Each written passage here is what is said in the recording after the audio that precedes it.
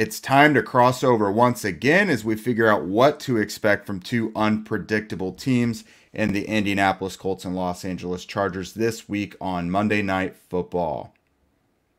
Thank you all for tuning in and making us your first listen of the day. This is your daily podcast covering your Indianapolis Colts and Los Angeles Chargers, part of the Locked On Podcast Network, your team every day.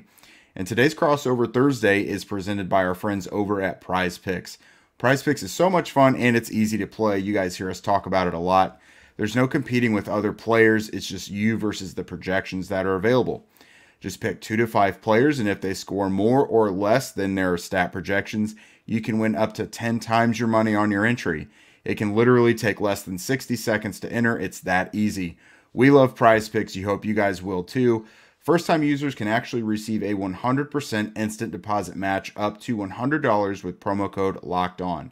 That's prizepicks.com, promo code LOCKEDON. Welcome to the show, everybody. This is Jake Arthur of Locked On Colts, and I'm joined by David Droegemeier of Locked On Chargers. Welcome. Thank you, man. I'm happy to be here. I mean, we got an interesting one to talk about here on Monday Night Football. No kidding. You guys are a little more exciting to watch than the Colts, who just keep getting put on prime time. Today, we're going to tell you guys all about this Colts-Chargers matchup this week coming up at Lucas Oil Stadium on Monday Night Football, including what the main storylines to watch are, the biggest difference-making matchups, and finally our predictions for the game itself. So, David, for the Colts, I think the main storyline is fairly obvious, so I'll flip to you first. What are the biggest storylines you're watching from a Chargers perspective? Yeah, so I think for the Chargers going into this game here, the biggest storyline is really handling your business. And it's because last year the Chargers found themselves in a very similar situation where they had an 80+% chance to make the playoffs, but they really faltered down the stretch. And they cannot allow that to happen here. They're in a pretty good position, and if they continue to win, they could find themselves as high up as the 5 seed. So with these 3 remaining games on the schedule for the Chargers, it's all about taking care of business.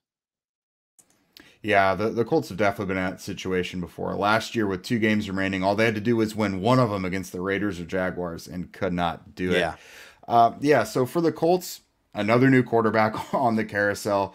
3rd time is hopefully the charm for them this year. Matt Ryan has been benched once again. It is Nick Foles time.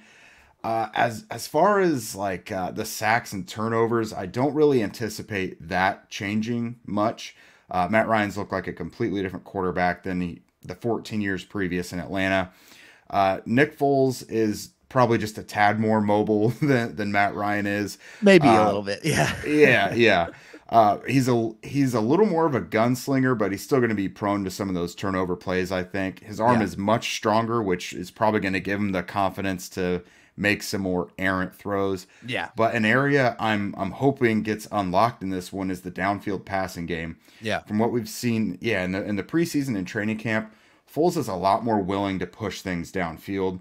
And the Colts do have those guys. You just wouldn't necessarily know it because with Ryan, that part of the offense just has been non-existent. Well, the arm strength is just so noticeably different for Matt Ryan. Yeah. I mean, that's one thing I've noticed just watching their games this year is he can't get it there. He just doesn't have the velocity. He doesn't have the touch and the accuracy to get it there anymore. It just seems like that's deteriorated so quickly for him. Yeah, and it kind of is a similar situation to something you've seen. Phillip Rivers never had the greatest arm strength, but Matt Ryan's his mechanics almost seem to have changed. It looks like he's pushing the ball like Rivers did. It's like that shot put for his formation a little bit. But no, I'm hoping with Foles you can see guys like Alec Pierce downfield, Jelani Woods. Just hopefully something to get unlocked in this one. Is there anything else that you're looking for from a Chargers side of it? Yeah, one other thing for the Chargers here is just to continue to get healthy. There are 2 big names that could be returning very soon. That would be the safety Derwin James, who has missed the last couple of games dealing with a leg injury. It's been a quad injury. He's supposed to make his way back to practice sometime this week. Hopefully that's today. Obviously, with the extra day, they're trying to get everybody as healthy as possible for this game. And then the biggest one is, a guy who's missed the better part of the season, and that's the defensive end, Joey Bosa. Joey Bosa, for the last couple of weeks, there's been rumblings that he's been getting close to returning to practice, but the Chargers have yet to start his 21-day window to return from IR. And I'm sure at this point in time, it's got to be right. Like, he's got to be 100% before they throw him out there. But, that's definitely something that Charger fans are paying very, very close attention to, because it's supposed to be soon. And the Chargers pass rush has, been kind of anemic, because, you've been able to really dedicate all of the resources to preventing Khalil Mack from ruining the game for the opposing team. And when, you get Joey Bosa back, then you really, you go back to that pick your poison situation, which they thought they were going to be able to get and enjoy for the better part of the season. But injuries happen in this violent game that we love to cover here. So unfortunately, the Chargers have been without Joey Bosa. Hopefully he will be making his return very soon. No doubt. If they're able to make the playoffs and they can get Bosa and James back with just, these last few weeks of the regular season, those are a couple huge difference makers for that squad. Yeah. For me, for the Colts, kind of like you said, handle your business. The Colts, there's a possibility I think they could get up on the Chargers in this one. But in their last two games, we've seen historic collapses. 3 weeks ago, against the Cowboys, they gave up 33 points in the fourth quarter. The Cowboys just really opened one that's unbelievable. And then last week against the Vikings, the Colts gave up the biggest comeback in NFL history. So it's a little bit offense, a little bit defense. It's a team thing overall. The offense has to be able to maintain their drives long enough to not totally gas out their defense. So yeah, for the Colts defense, can you prevent yourselves from just getting totally beaten down if the offense isn't functioning? Yeah, because we've seen these points can come in bunches and quickly for the Colts. Yeah, oh, absolutely. And before we're going to get into some of the specific matchups we're watching here in a moment, but first, this episode is brought to you by Audible. Audible is releasing a slate of new football podcasts that we're sure you guys are going to love. That's why you'll be able to find an episode from The League, which is available as a bonus episode over on Locked On NFL. It's narrated by Super Bowl champion and legendary smack talker Richard Sherman and sports broadcaster and rising star Taylor Rooks. The League is an 8-part docuseries about the most bizarre, inspirational, and unlikely stories connected to America's favorite sport, pro football. Each story offers equal parts history, entertainment, and social commentary. Head over to Locked On NFL for a bonus episode of The League, or catch the full series wherever you get your podcasts. Available now. Audible, get in the game. So, David, I've got a few matchups I'm really looking forward to in this one, and one of them leads back to the Nick Foles thing. Alec Pierce versus Asante Samuel Jr. It looks like Samuel's had taken some lumps this year. PFF has docked him with giving up 6 touchdowns. Now, that could be a little ticky-tacky. I don't know what the reality of that is. You can explain further. But Alec Pierce versus Asante Samuel downfield with Nick Foles, I'm really intrigued by that one. Yeah, for Asante Samuel Jr., I think you kind of have to look at the game film and not really pay too much attention to the PFF numbers. I mean, yeah, he's given up a couple of touchdowns, but if you look at who those touchdowns were given up to, half of those were Devontae Adams.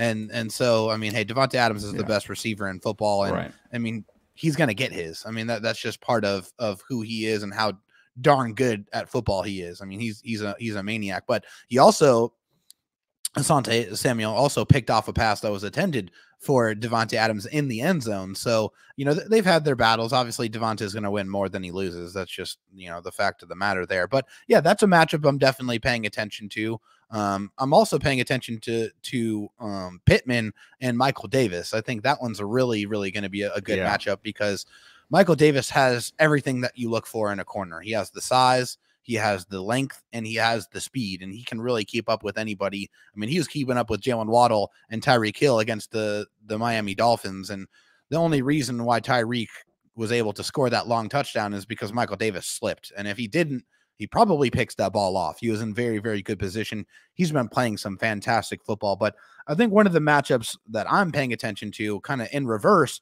are the Chargers receivers against the Colts corners. We're talking, Kenny Moore, he missed last week. Stephon Gilmore's been starting to get back into the fold. He's missed time this year. The Colts are 10th in passing yards allowed. And Mike Williams and Keenan Allen have been playing together for the last couple of games, which is something has been sorely missed for this Chargers offense. It's a big part of their downfield passing attack. Keenan Allen is an animal on third down. Like he's almost uncoverable. And with Justin Herbert, he can really fit the ball anywhere he wants to.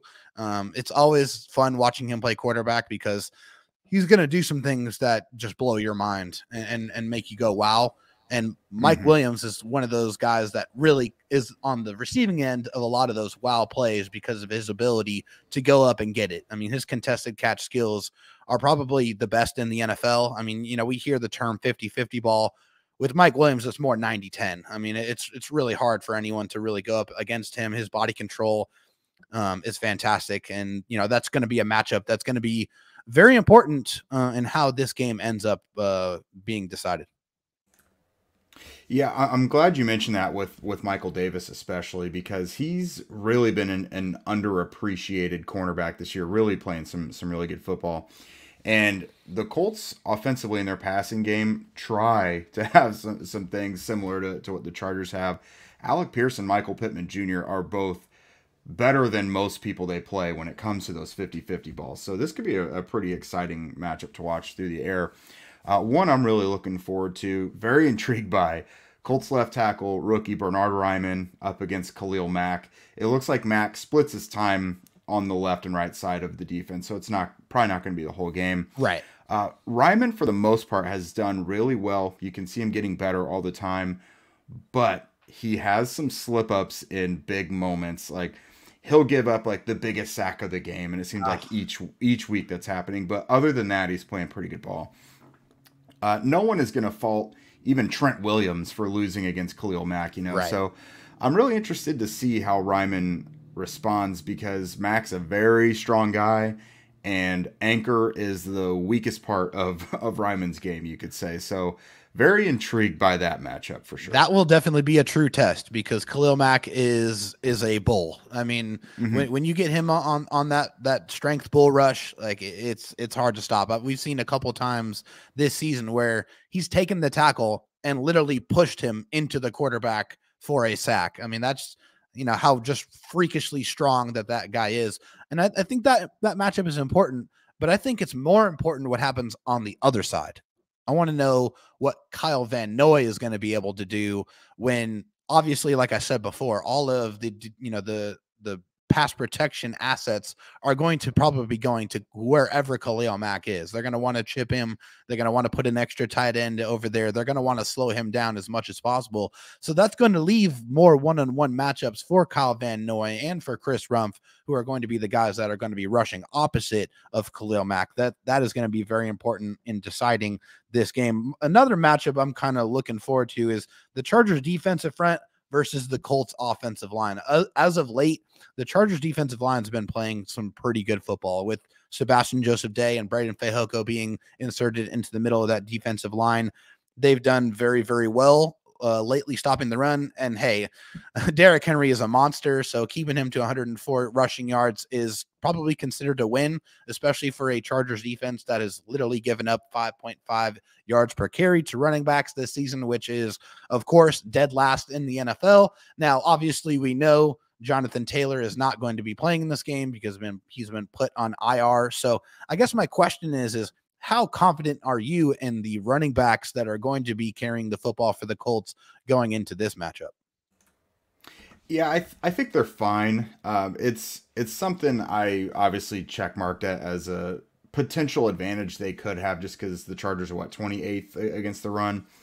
And played a lot better recently, but yes, they've been bad most of the season. Yeah.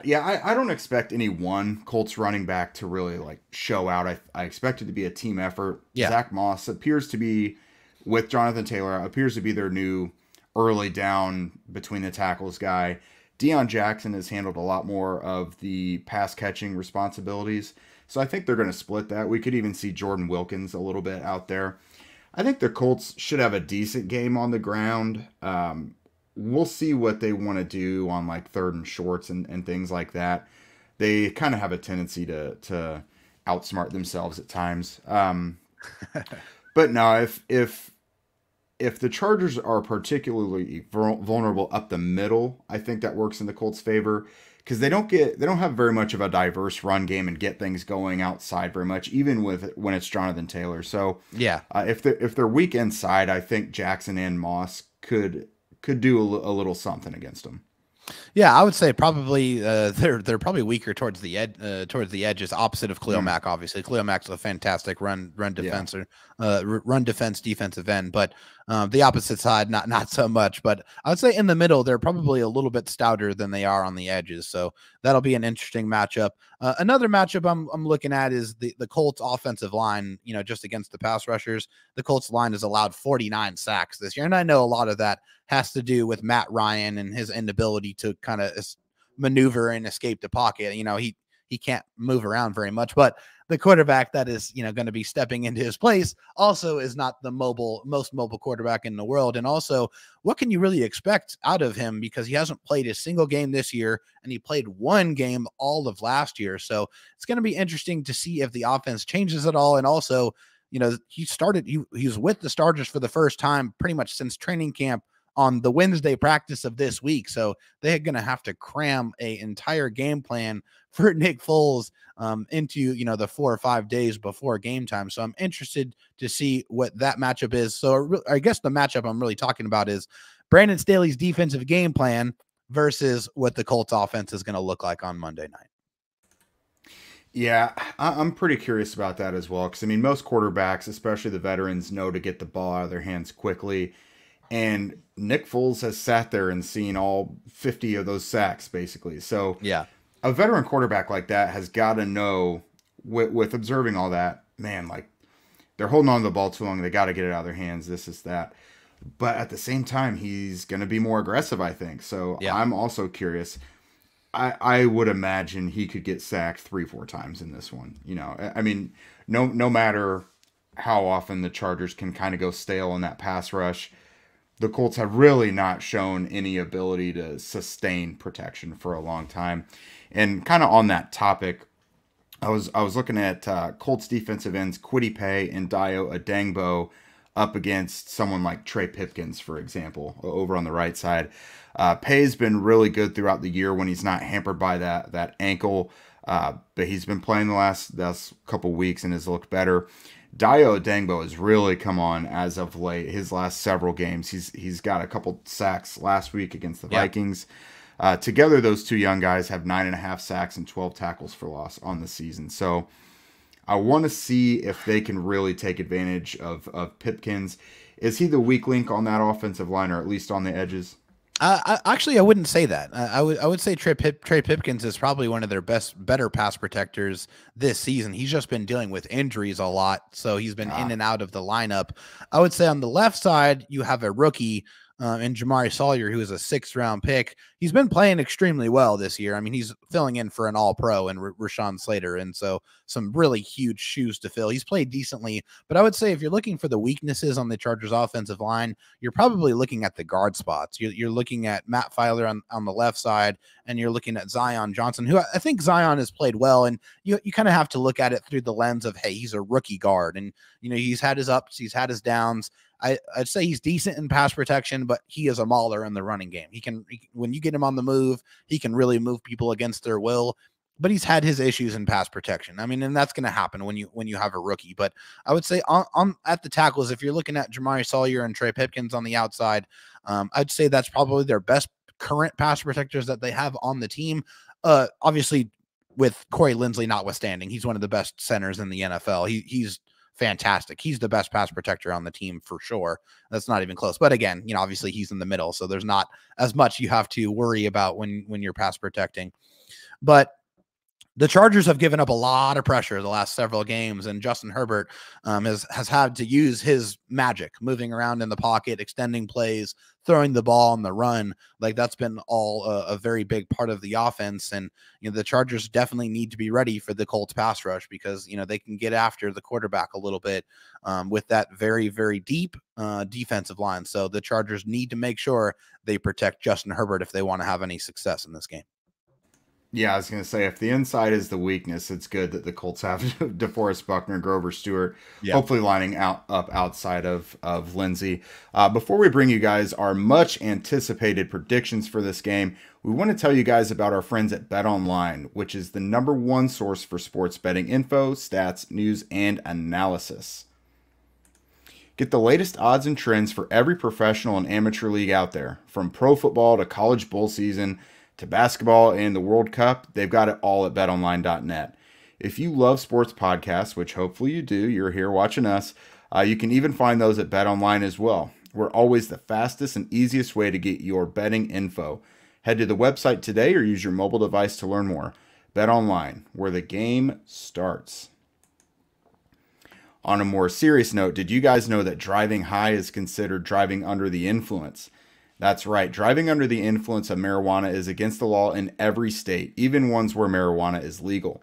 That means driving high could get you a DUI. And if you think law enforcement officers can't tell when you're driving high, you're wrong. Your friends can tell, your coworkers can tell, even your parents can tell. Everyone can. So what makes you think that a law enforcement officer wouldn't know when you're driving high? Driving under the influence of marijuana can slow your response time and change how you perceive time and speed. So even if you think you're fine to drive when you're high, you're not. Because the bottom line is, if you feel different, you drive different. And driving high is driving under the influence. So remember, drive high, get a DUI. Paid for by NHTSA. All right, David, I have learned to not trust these Colts when making these predictions. I have learned that they can have a 33-point lead going into the second half and lose. I'm intrigued to see what you think about how this game could transpire. Yeah, so looking at this game for the Chargers, I mean, obviously these two teams are going in opposite directions. Hopefully the Chargers are steaming forward towards the playoffs. But like I said in the beginning, they got to handle their business, and that includes the Colts on Monday night. I think, the Chargers are very familiar with the Colts defensive coordinator, Gus Bradley, as, he was the defensive coordinator for the Chargers for many years. We know he plays a cover 3, and so they're going to try to limit those explosive pass plays down the football field. So it's all about dicing up those soft spots in the zone, which there will be. So Justin Herbert's going to have to be patient. I think in this game, I don't know if the Colts are going to be able to establish any kind of running game. I think that's going to be very difficult for them. And I think if the Chargers get up, it could really turn into an ugly contest. So I do feel like the passing attack for the Chargers is going to be a little too much to keep up with. So I'm going to go with the Chargers winning this game 34-24. All right. I've also got the Chargers in this one. But I think with Nick Foles being in there, I have a little more faith in the offense just because the downfield passing attack is something they have sorely missed all season. And if the offense can sustain a little bit, that means that the defense won't get so gassed. And so when the defense is playing well, they can shut down just about anyone. They held the Chiefs down low. They wound up beating them. I have it as 20-17 Chargers. In the end, they're just a little too much. Justin Herbert, the social media quarterback, which I'm sure you're tired of hearing by now. Such a fallacy. It's ridiculous. Yeah. I believe in that social media quarterback and his ability to beat the Colts, which he'll just be a little too much. The Colts are missing some important pieces. Kenny Moore, we don't know if he'll be back, although Julian Blackmon's been playing good football. Jonathan Taylor, that just eliminates such a huge explosive part of the offense. Yeah. 20-17 Chargers.